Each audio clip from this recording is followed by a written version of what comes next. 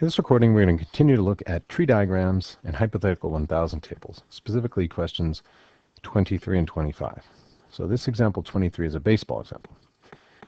And we're looking at a baseball player who is committed to swing at the first pitch. So if the pitch is a strike, there's a 40% chance he'll get a hit. And if it's not a strike, only a 10% chance he'll get a hit. And we know that overall there's a 70% chance the pitch will be the strike. So that's our provided information.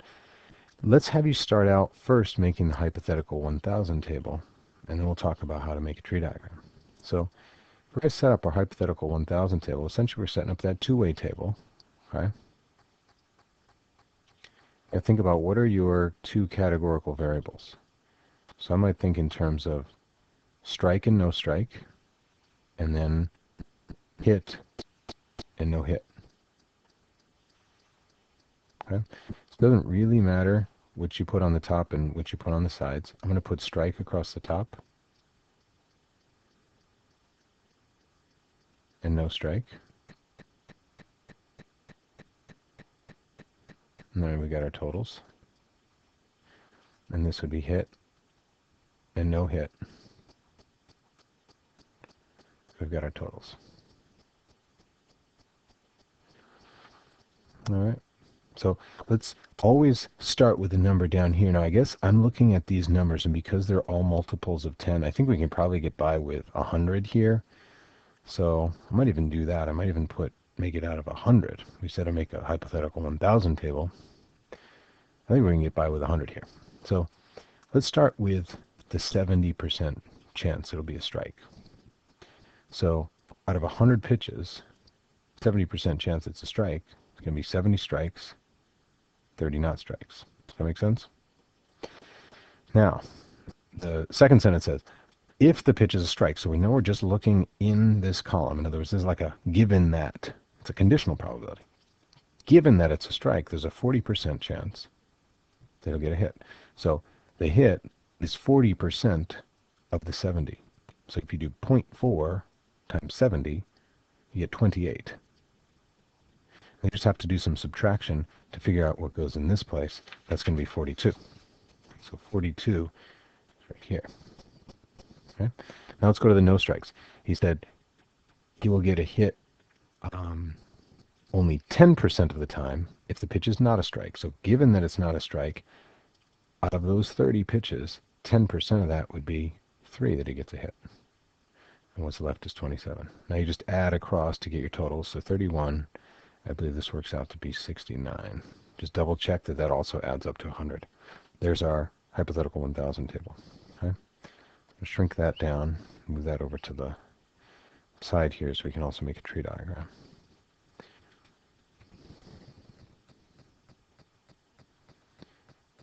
So I didn't get all of it. Try that one more time. Group that and shrink it. So that's over the side. Now let's make a tree diagram. Similar situation. Let's use a different color.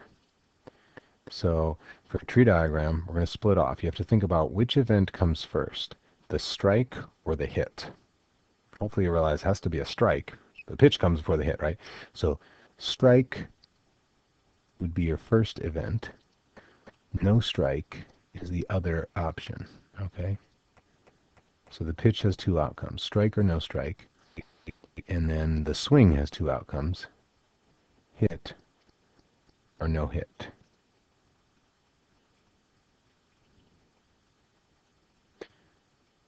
Now each of these representations, both your hypothetical 1000, or in this case 100 table, remember the number here doesn't have to be 1000, it just has to be a power of 10.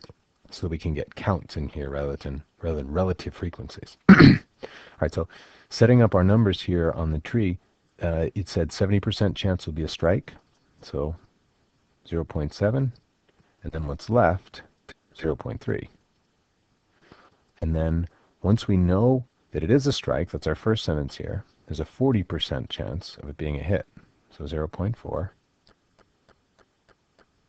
And then what's left from 0.4, the complement of that, is 0.6.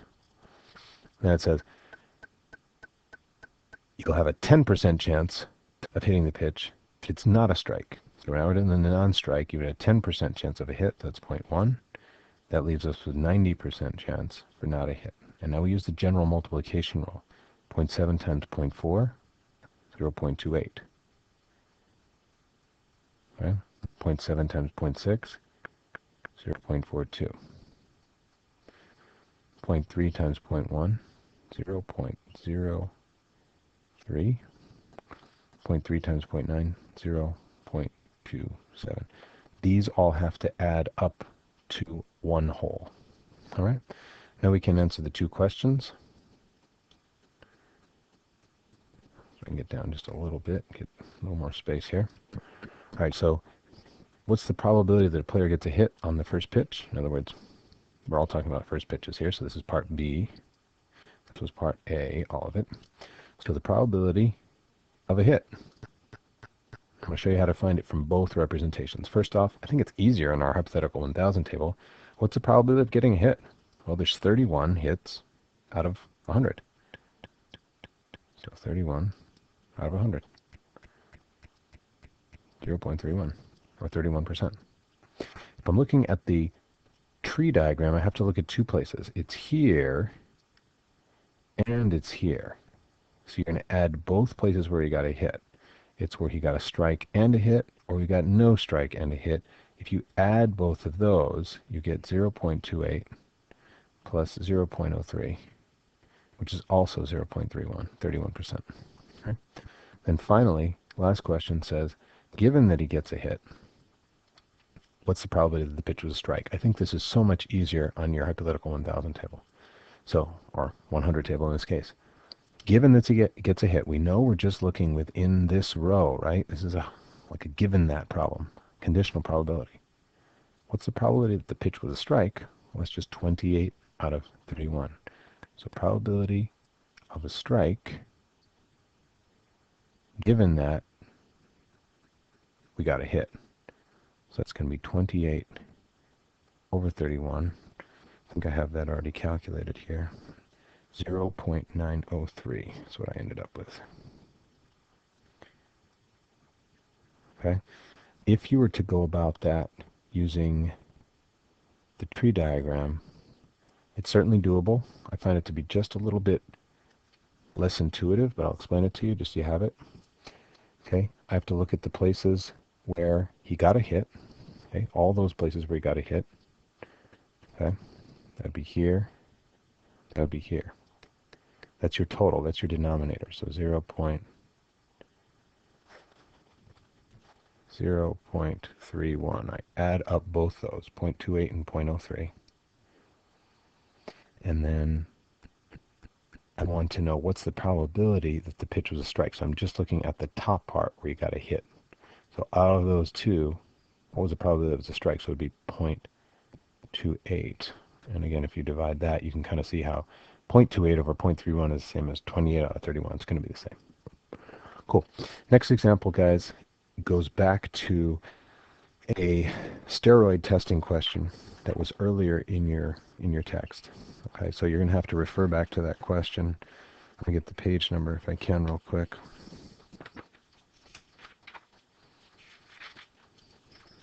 Yeah, it was on page 597. So we're referring back to a question that was on the bottom of 597 and went on to 598. All right, so this is a pretty complicated question involving steroid testing. Right, so in the example, we assumed that 5% of the players are using PEDs, performance-enhancing drugs. Okay, but in this case, we're gonna say that let's assume that only 2% of them use PEDs. Okay, and we're still going to assume that of players who are not using PEDs, 3% will test positive, and 1% of the players who are using PEDs will test negative. Okay, so we're going to look at a slightly different assumption here, only 2%. We're going to see how that changes things. Okay, so we're going to set up a tree diagram, I think, and possibly a two-way table. In fact, maybe we just jump in and start using the two-way table, the hypothetical 1000 table here. Okay, so I'm going to set that up as follows. We've got our two outcomes.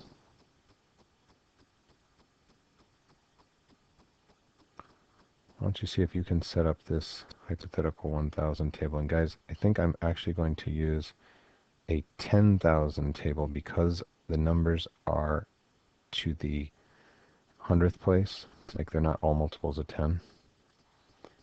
So in other words, if I make 2% into a decimal, it's 0.02. So I'm going to go 10,000 here, just so I don't end up with any decimals in here. I just want counts, total. I think across the top I'm going to say uses PEDs.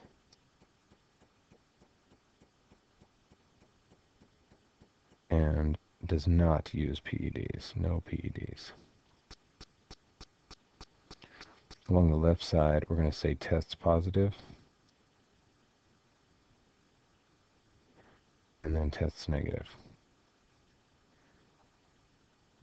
Okay. So, given the information up here, we're going to say only 2% out of those 10,000 players that are in our study, our hypothetical study, use PEDs. So I need this column to be 2%, this spot to be 2% of that. So 2% of 10,000 works out to be 200. Okay, then you just figure out, hey, what's left here? 10,000 minus 200, that's 9,800. Okay? Cool. Now, here's where the logic comes in. You got to concentrate on this.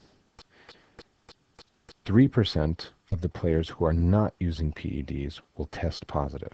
Okay? This is a conditional probability. So 3% of the players that are not using PEDs, I'm just in this column here. 3% of that number, so do 0.03 times 9,800, and you're going to get 294. And do some subtraction to fill in this box here, and it's 9,506. Okay? Now let's jump up and get more information. The other fact is 1% of the players who are using PEDs will test negative. Okay, so in the row that is using PEDs, 1% of this 200 tests negative. So 0.01 times 200 is 2. So that leaves 198 players of all the ones that use PEDs that actually test positive. We just add across to get our totals. This is 9,508. The number above it is 492. Okay. So I could also set up a tree diagram, okay, and that would be another way to represent all this information. But I think I can get away just setting it up as follows. Okay, so part A says if we select a player who tests positive, so test positive, so we're given that they test positive, we're in this column, what's the probability that the player actually uses PEDs? So that's a probability that they use PEDs given that they test positive.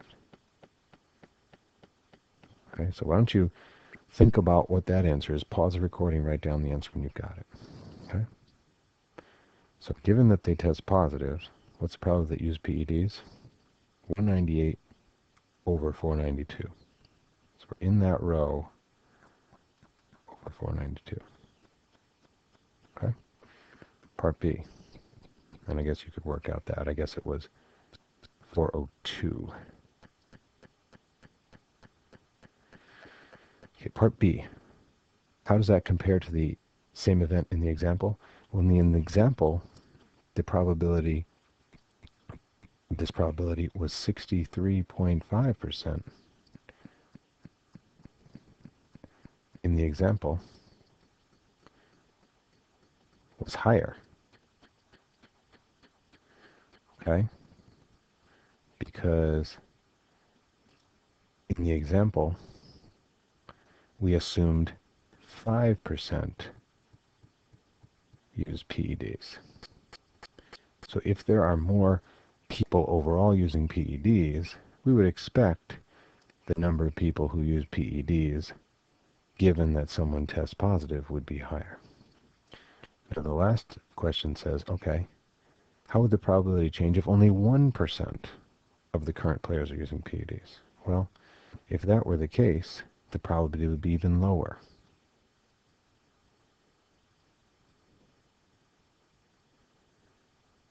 Be lower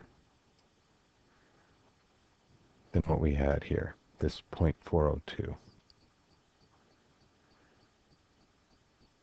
because less players are using PEDs.